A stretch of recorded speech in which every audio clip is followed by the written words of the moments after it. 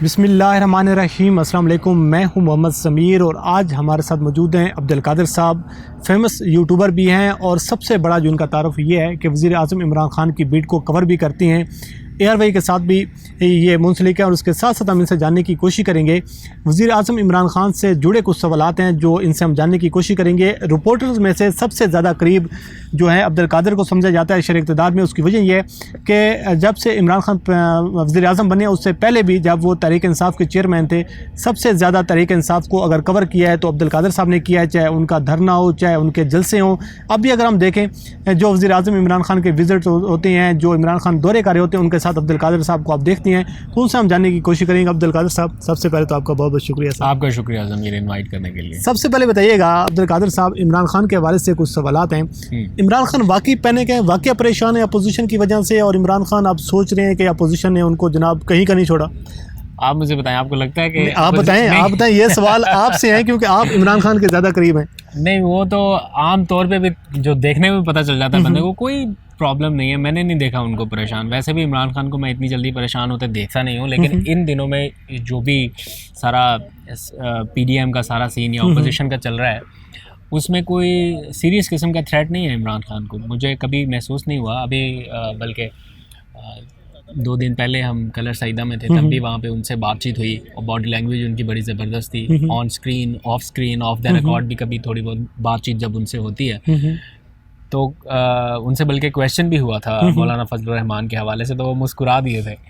तो ऐसा कोई प्रॉब्लम नहीं है। अभी फ़िलहाल सब कुछ स्मूथ चल रहा है। उनकी स्ट्रेटजी सारी बड़ी ज़बरदस्त है, नैरेटिव बेहतरीन जा रहा है। बस जो जिसकी वजह से वो परेशान है आजकल, जिसकी वजह से होना भी चाहिए, वो महंगाई का इशू है। उसके ऊपर वो किस चीज़ का एहसास है उनको कि जो आवाम की मुश्किलात हैं, जिस तरीके से आवाम सफ़र कर रहे हैं? जारी बात है, एहसास इसलिए भी है कि उनके वज़ीर मुशीर जहाँ पर जाते हैं, एक ही क्वेश्चन होता है, महंगाई कब ख़त्म होगी, कब ख़त्म होगी। तो महंगाई जारी बात है बढ़ भी बहुत ज़्यादा गई है।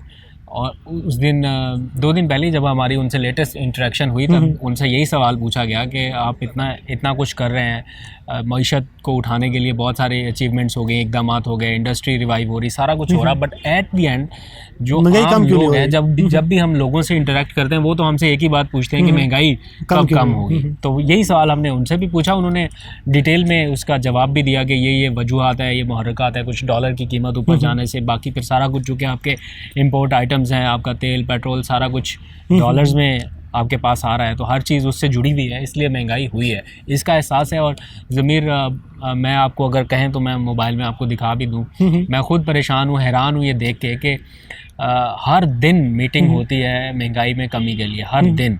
और तासुर ऐसा भी लगता है, कभी कभी महसूस होता है कि इतनी ज़्यादा मीटिंग्स हो रही हैं, इसका आउटकम क्यों नहीं निकल रहा। तो इसकी वजह क्या देख रहे हैं अब्दुल कादिर साहब आप? देखें, जो लास्ट फेडरल कैबिनेट मीटिंग हुई थी, उसमें वफाकी वज़ीर फैसल वाडा ने ये इशू रेज़ किया था और प्राइम मिनिस्टर से उन्होंने कहा था कि 9-10 प्लांटेड ब्यूरोक्रेट्स हैं जो हुकूमती अहकामात के ऊपर अमल दरामद नहीं होने दे रहे। और प्राइम मिनिस्टर साहब को इस चीज़ का नोटिस लेना चाहिए, क्योंकि मीटिंग्स तो बहुत होती हैं। इमरान खान ने या उनकी कैबिनेट की हद तक जो कुछ करना है वो कर रहे हैं, लेकिन उसके ऊपर इम्प्लीमेंट तो ग्राउंड पे जाके इमरान खान ने नहीं कराना ना।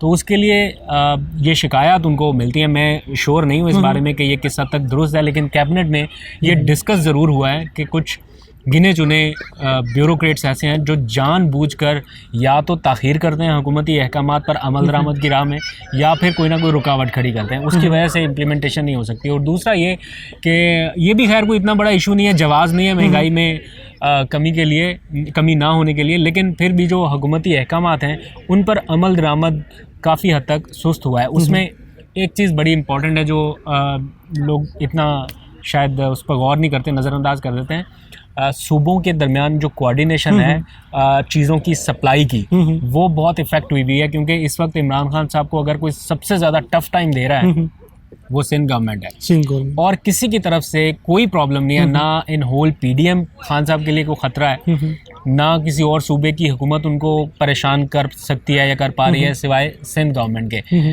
वहाँ से जो चीज़ों की सप्लाई है, आना जाना, गंदम की सप्लाई है, वो आटे की सप्लाई, सारा कुछ जो है वो इफ़ेक्ट होता है। जब उन्होंने अपनी कोई बात मनवानी हो या जहाँ पर उनका बस चलता है, तो वो टफ टाइम देते हैं, उसकी वजह से थोड़ी सी चीज़ें हो जाती है। अच्छा अब्दुल कादिर साहब, ये बताइएगा कि आप इमरान खान को काफ़ी अरसे से कवर कर रहे हैं और जब से वज़ीर-ए-आज़म बने हैं बहुत ज़्यादा करीबी समझे जाते हैं।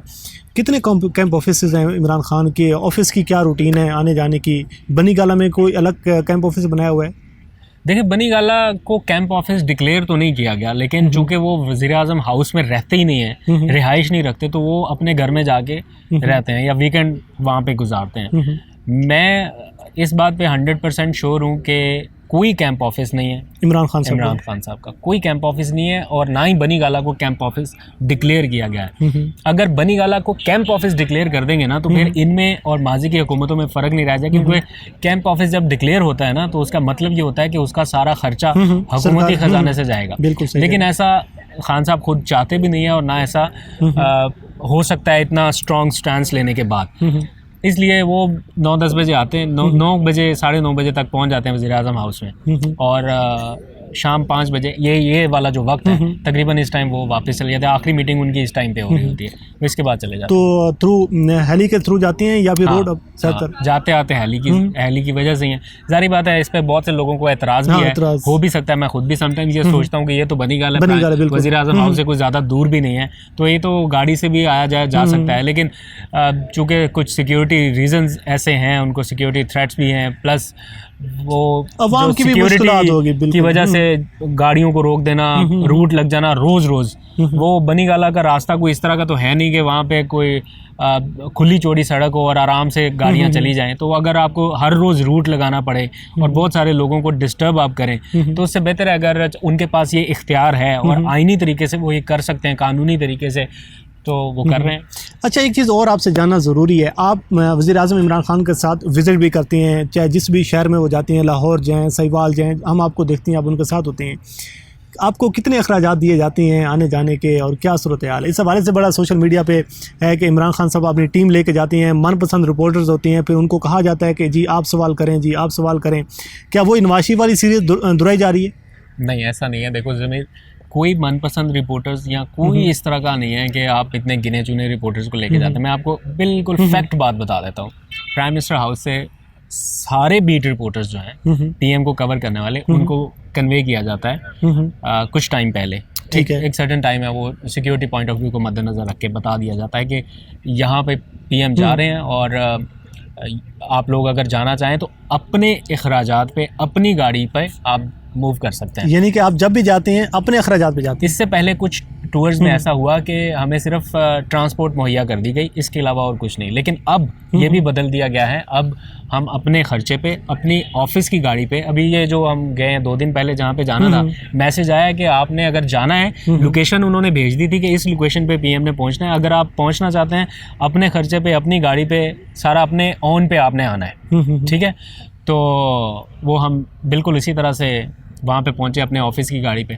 तो और मुझे अच्छा भी ये लगता है, देखो कुछ दिन पहले आपको याद है वो पीआईडी की एक लिस्ट जारी हो गई थी कि फलां साफ़ी पे इतना खर्चा हो। मैं तो डरता हूँ वाकई कि किसी दिन कोई ऐसी लिस्ट ना जारी हो जाए। तो यानी कि ये जो तासुर है ये सिर्फ है प्रोपेगेंडा किया जा रहा है। यार पागलों की दुनिया में रहते हैं वो लोग जो ये हम तो ये सोच रहे थे कि अब्दुल कादिर भाई के जनाब तो बल्ले बल्ले होगी जनाब। देखो, प्राइम मिनिस्टर को कवर करना एक एजाज़ है। मैं इस एजाज़ की खातिर सारा ये जाता आता हूँ, ट्रैवल करता हूँ, प्लस मेरी रिस्पॉन्सिबिलिटी भी है, जिम्मेदारी है। ठीक है, अगर मैं नहीं जाऊँगा तो मैं उस तरह से उनको कवर नहीं कर सकूँगा। रही बात कोई पैसा लेना देना, तो कोई पागल ही होगा जो ये सोचेगा कि खान किसी रिपोर्टर को, किसी साफ़ी को, किसी एंकर को पैसा दे देगा।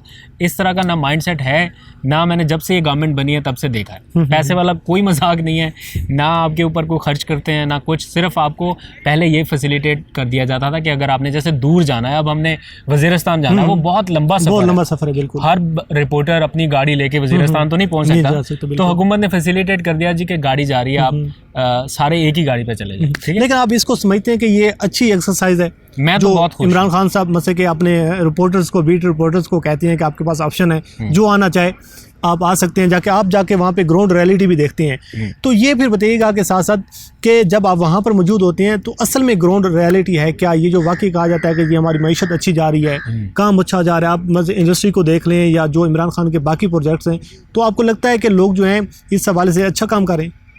देखो पहले पता खान साहब के जो पहला साल 1.5 साल 2 साल जो गुजरा है, जितना भी टाइम गुजरा है, उसमें ये इंटरेक्शंस वगैरह नहीं होती थी। प्राइम मिनिस्टर कहीं पे जाते थे, कोई बड़े बड़े प्रोजेक्ट अनाउंस कर दिए, कोई मेगा प्रोजेक्ट उन्होंने इनॉग्रेट कर दिए, लेकिन उसकी आम आवाम तक उस तरह से चीज़ें पता नहीं चलती थी कि क्या हो रहा है क्या नहीं हो रहा। वैसे मीडिया के थ्रू पता चल भी जाती थी, लेकिन फिर भी कुछ एस्पेक्ट्स रह जाते थे जिनके ऊपर हाईलाइट नहीं हो पाता था।